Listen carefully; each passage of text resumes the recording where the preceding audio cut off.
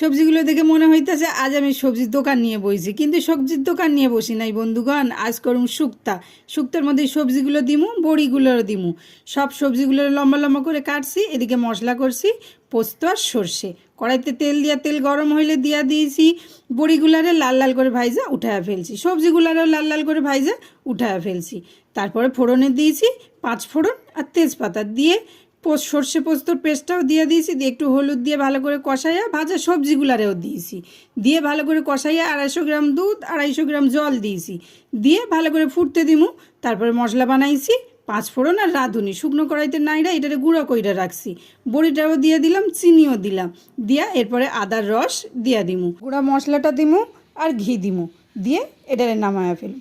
বাঙালিদের পছন্দের একখান পদ, খাইতে কি লাগে বন্ধুরা শুক্তাটা। একবার বানায়া খাইয়া দেখো, আমার কথা কিন্তু আপনাকে মনে পড়বো, দারুণ।